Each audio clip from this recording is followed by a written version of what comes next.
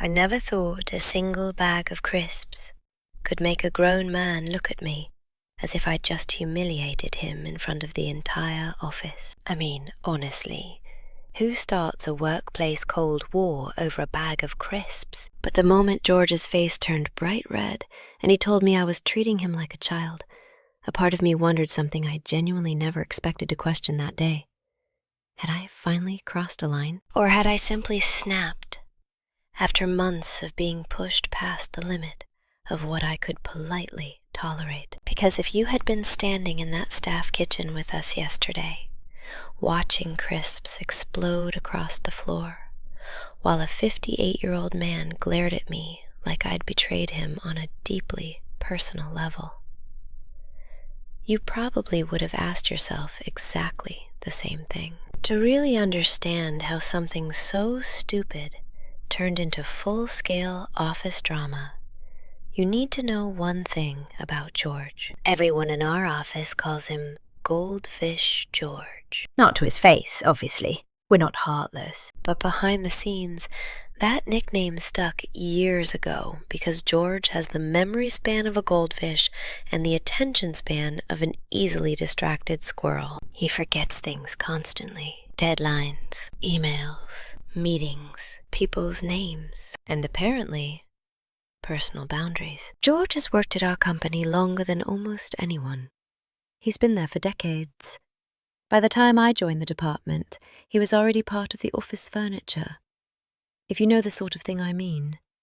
The kind of person everybody just accepts as part of the ecosystem. He's the man who knows where every ancient file is buried. The man who still uses Post-it notes for absolutely everything. The man who tells long, meandering stories that begin in 1997 and somehow end with a jammed photocopier. And to be fair, George isn't a bad man. Actually, when you talk to him one-on-one, he's rather sweet in that distracted, absent-minded professor sort of way. We'd even shared lifts a few times before. During those tries, we talked about music, old films, and the strange little politics that seem to infect every workplace in Britain.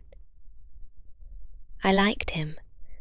I genuinely did. But George has one habit, one incredibly specific, unbelievably irritating habit. He takes things straight out of people's hands, without asking, without warning, without even seeming to realize he's doing it. At first, when I saw it happen to other people, I honestly thought it was just one of his odd little quirks. Someone would be holding a document and George would simply lean over and pluck it straight from their fingers. "Oh, I just need this for a second," he'd say. Or someone would be reading a memo and suddenly George's hand would slide into view like a cartoon character and whisk the page away. Or someone would bring snacks into the staff kitchen and George would just reach in mid-conversation and help himself. "No, mind if I have one?" "No, can I nick one of these?" "Just grab." At first, people laughed it off. You know George. Classic George. Goldfish George at it again. And because he was older, because he'd worked there forever, because he was only a few years from retirement, people put up with it. Most of the time. But I'm not built that way. There is one thing that drives me absolutely mad. Being grabbed. Or having something snatched from my hands. I don't know exactly why, but something about it triggers this immediate, visceral irritation in me. It feels disrespectful, like someone has skipped over the most basic human courtesy of asking. It's such a tiny thing. But every time it happened, I felt this little spike of annoyance go through me. The first time George did it to me, it was almost funny. I had just opened a pack of chewing gum at my desk. Literally, just opened it. Before I even had the chance to pull out my first piece, George walked past my cubicle, reached into the packet, took one, and said, "Oh, good, gum." Like he'd just stumbled across buried treasure. I remember staring at the empty space where my gum had been. "George," I said. He turned back, already chewing. "Yeah? You just took that." "Oh," he said, as if the possibility had genuinely never crossed his mind. Did you want one? I blinked at him. I just opened the packet. Oh, he said again, looking sincerely confused. Right. And then he wandered off. At the time, I let it go. But it kept happening. With files, with notes, with snacks. One time I was holding a memo and reading through it, and George literally slid it out from between my fingers halfway through a sentence because he wanted to check a figure on it. Another time I'd brought popcorn into the kitchen, and George simply reached straight into the bowl while I was still holding it. It wasn't malicious. That was the strange part. George never acted as though he was entitled. He just did it, as if the concept of asking didn't naturally occur to him. Eventually, I decided to address it directly. One afternoon, after he'd taken another piece of gum from me, I said, "George, can we talk about something?" He looked mildly concerned. "Sure." I held up the packet of gum. "When you want something, could you just ask first?" George blinked. "Oh, of course." I smiled and said, "Look, if you ask, I'll nearly always say yes. I'm not mean about these things." He nodded quickly. Right. I tried to explain it in a way that made sense. "Think of it like this," I said. "If I hand you my purse, that's fine.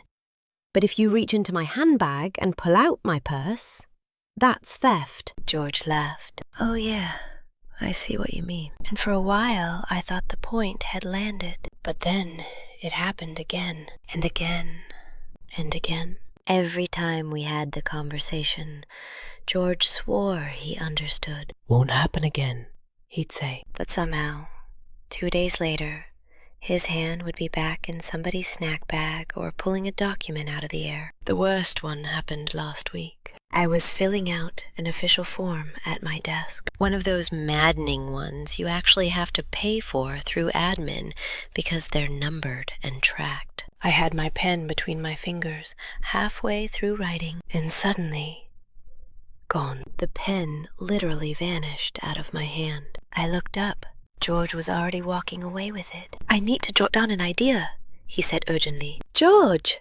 I called after him. He scribbled something on a post-it while I sat there staring at the long streak of ink he'd dragged across my half-finished form. The movement had pulled the nib right across the page. The form was ruined. And because it was an official document, I had to request another one, which I then had to pay for. That was the moment something inside me snapped. Not dramatically, just quietly, like a switch being flicked. I decided right then that the next time George grabbed something from me without asking, I was taking it back immediately. Maybe if he experienced how irritating it actually felt, he'd finally understand. At the time, it seemed like a perfectly reasonable plan. In hindsight, well, let's just say it didn't go exactly the way I pictured it. The funny thing about making a plan like that is that you always imagine the moment unfolding a certain way in your head. In my version, it was almost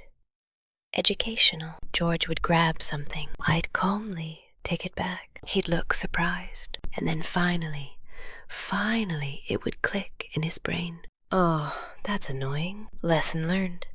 Problem solved. Real life, however, has a way of turning neat little plans into complete chaos.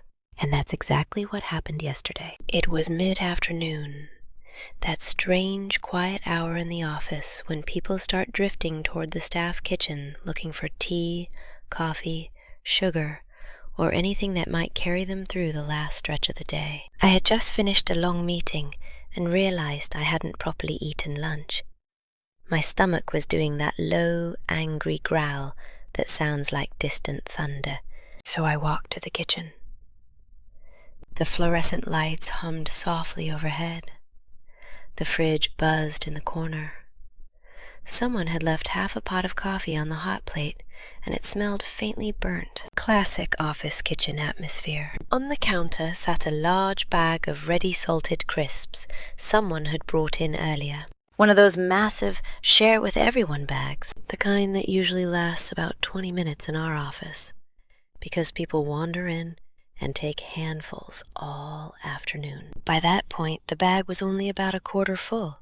I picked it up, leaned against the counter, and started eating a few crisps while scrolling through emails on my phone. Nothing dramatic, just a quiet minute to myself. Then the door opened. I didn't even need to look up, because I already knew who it was. George has a very particular way of entering a room. It's not loud exactly, but it's recognizable. A slight shuffle of shoes, the faint jingle of keys in his pocket, and the little exhale he always makes as if he's just climbed a hill. I glanced up. There he was. George walked in, spotted the crisps in my hand immediately, and his eyes lit up in that way people's eyes do when they see food they weren't expecting. "Ah, crisps," he said, and before I could even finish the thought forming in my head, his hand shot out, straight into the bag. Except this time, my brain moved faster than usual. The moment I felt the bag shift in my hand, instinct took over. I pulled it back, quickly. Not violently, just a sharp little tug backwards. "Hey, ask first," I said. George froze. His fingers were still hanging in the air where the bag had been. For a second, he looked genuinely confused, like a dog expecting a treat and finding an empty hand instead. Then I said it again, a little more firmly. "George, we've talked about this." I held the bag against my chest for a second and looked at him. "Just ask." There was a small pause, and I'll be honest, part of me thought this might finally be the moment. He blinked. Then he let out a small breath. "Oh, right." I nodded. Then, deliberately, I held the bag out toward him. "Now you can have some." In my head, this was the perfect execution of the plan. Boundary set. Lesson demonstrated. Crisps peacefully redistributed. Except George didn't react the way I expected. His expression shifted in a way I couldn't quite read at first. It wasn't anger, exactly. It was embarrassment. And before I could fully process that, he grabbed the bag. Not gently, not casually. He snatched it hard enough that the thin plastic couldn't cope with the force. The bottom seam split open like a zip. Suddenly there was a loud, tearing crinkle, followed by the unmistakable sound of disaster. Crisps everywhere. They burst out of the bottom of the bag and scattered across the kitchen floor like edible confetti. For a second, neither of us moved. We just stared at the mess. Crushed crisps, whole crisps, salt and crumbs everywhere. I felt my stomach drop. George was still holding the torn top half of the bag. Slowly, he looked down. Then he looked at me, and his face changed. His cheeks turned red, not the pale pink of mild embarrassment. Deep red, like someone had flipped a switch. "You didn't have to do that," he said. His voice was tight. I blinked. "Do what?" "Snatch it away like that," he said. I stared at him. "You mean the exact thing you do to everyone?" The moment the words left my mouth, I knew I should have softened them, but it was too late. George's jaw tightened. "You made me feel like a child," he said. The sentence hung in the air between us, and suddenly the kitchen felt very small. For a moment, I didn't even know what to say, because the truth is, I had not expected that reaction, not even slightly. I'd expected mild annoyance, maybe confusion, maybe even a laugh. What I had not expected was this wave of humiliation coming off a man old enough to be my father. "I wasn't trying to embarrass you," I said carefully. "I just asked you to ask first." He shook his head. "You pulled it away like I was doing something wrong." I opened my mouth to reply, then closed it again, because technically, he was doing something wrong. But the look on his face made the whole thing suddenly feel much more complicated. We both looked down again at the pile of crisps all over the floor. After a moment, George crouched down and began picking them up. I sighed and grabbed some paper towels. So there we were.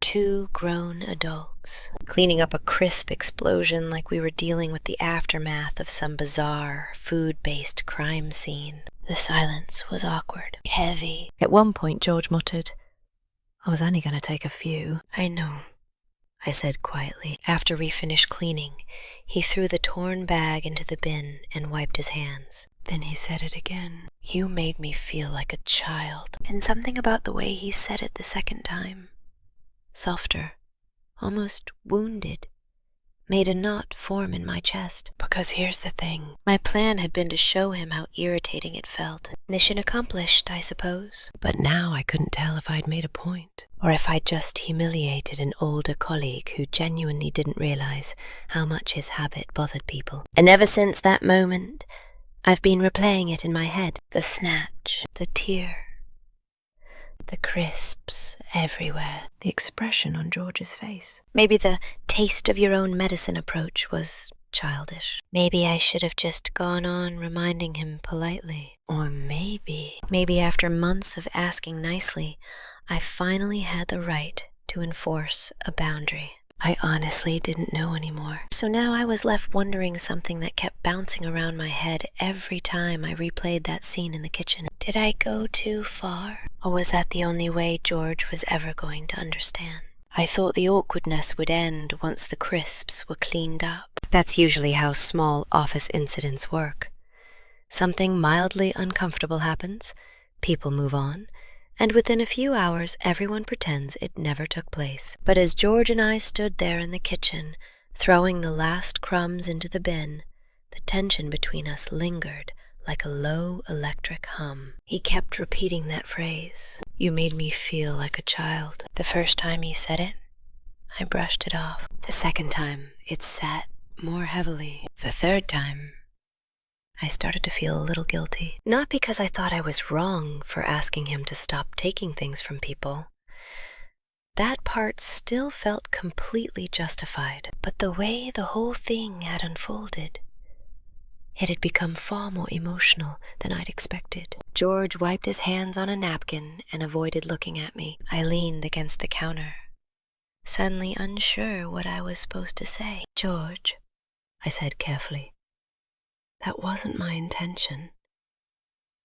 He shrugged, but it wasn't a casual shrug.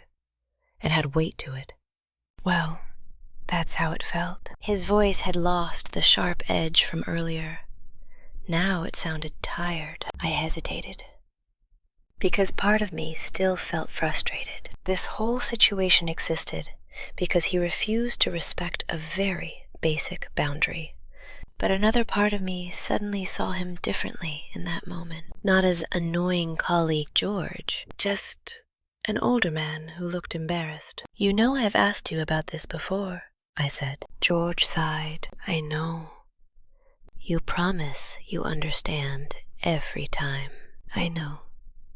And then it keeps happening." He rubbed the back of his neck, a gesture I'd seen him make many times before when he was uncomfortable. "It's not on purpose," he said quietly. "I believe that," I replied. And I meant it. George had never seemed malicious, just oblivious. He leaned back against the opposite counter. "I've always been like that," he admitted. "With taking things? With not thinking before I do something?" There was a long pause. Then he gave a small, almost embarrassed laugh. "My wife used to tell me off about that." I looked up.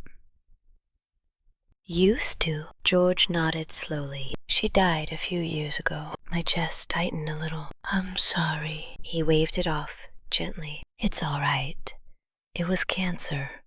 Nothing anyone could do." The room went quiet again, and suddenly the whole situation felt even more complicated than it had 5 minutes earlier. Because standing there, hearing that, I realized something. George didn't have many people correcting him anymore. At work, people tolerated his quirks because he'd been there forever. At home, maybe there wasn't anyone left to nudge him when he slipped into those old habits. And suddenly I felt this strange mix of emotions. Still irritated, but also a little sad. George kept staring at the floor. "She used to say the same thing you said." "What?" "Just ask first, George." That hit me harder than I expected. For a moment, neither of us spoke. Then he sighed. "I really didn't mean to make a mess," he said. "I know. I just felt Stupid. The word hung there, and suddenly I understood what had actually happened in that kitchen. It wasn't really about the crisps, or the grabbing, or even the boundary I'd tried to set. It was about embarrassment. When I pulled the bag away and said, "Ask first," I had unintentionally put him on the spot. In his mind, I'd corrected him the way you correct a child who grabs sweets before dinner, and when the bag ripped, it simply amplified the humiliation. I let out a slow breath. "George," I said. "Look, I wasn't trying to shame you." He nodded. "I know.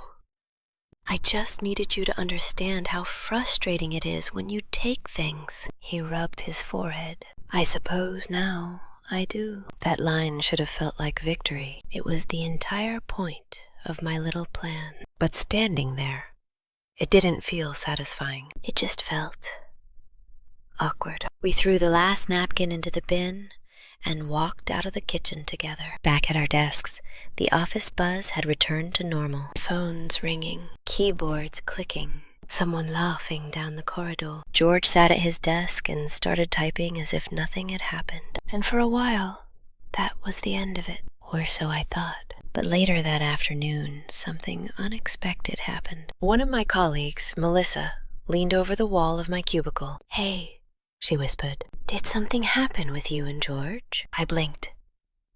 "Why?" He came back looking really upset. I sighed. "Crisp incident." She tilted her head. "The what?" So I told her.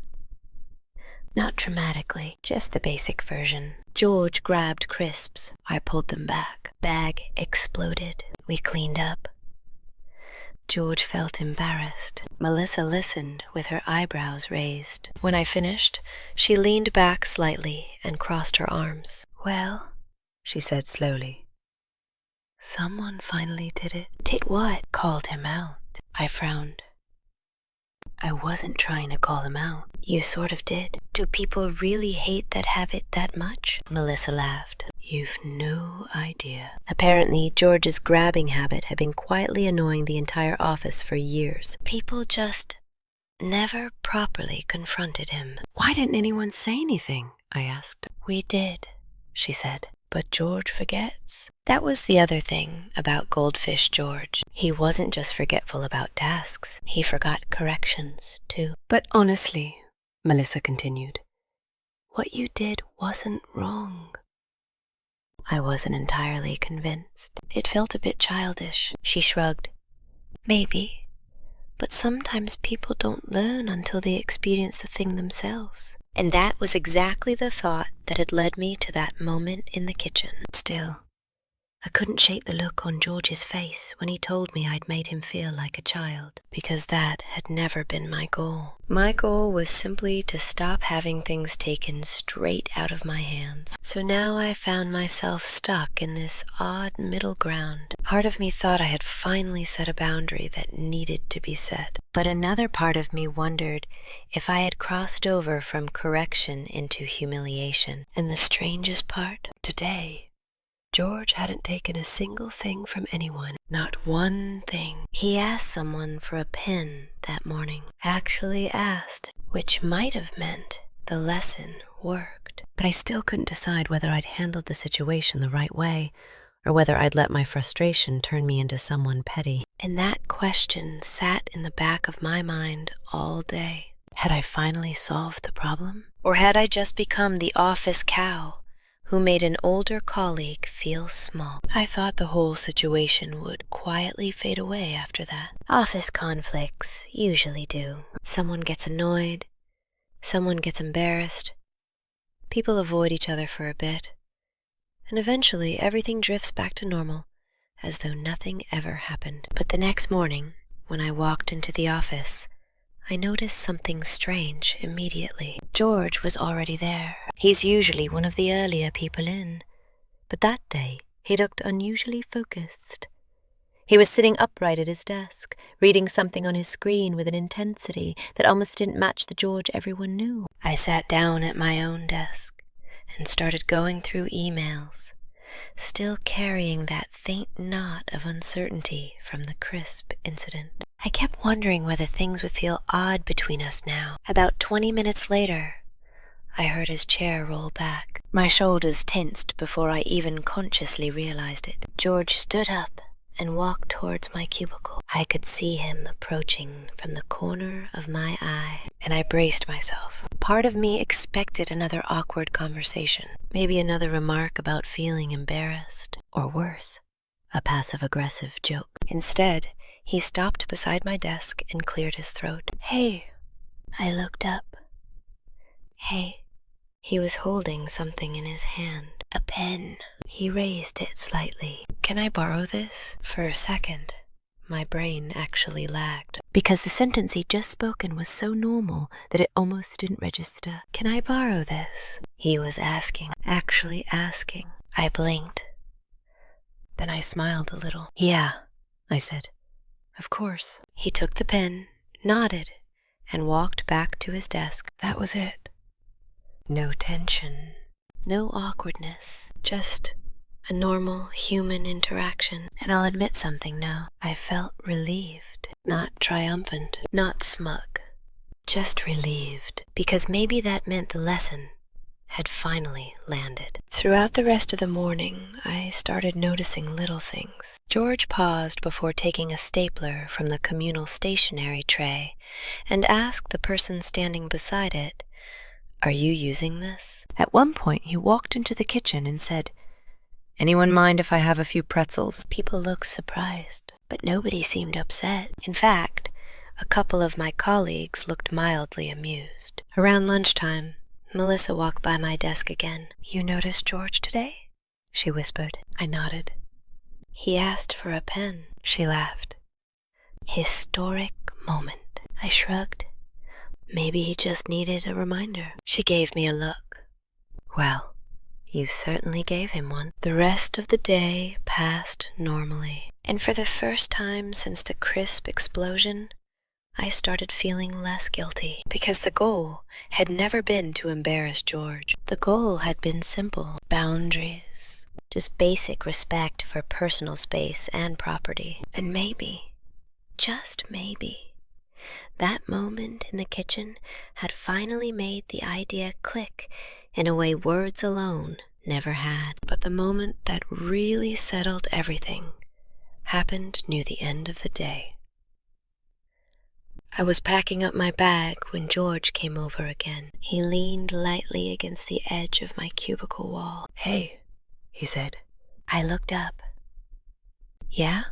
He hesitated. Then he said something I genuinely didn't expect. "Thanks for calling me out yesterday." I blinked.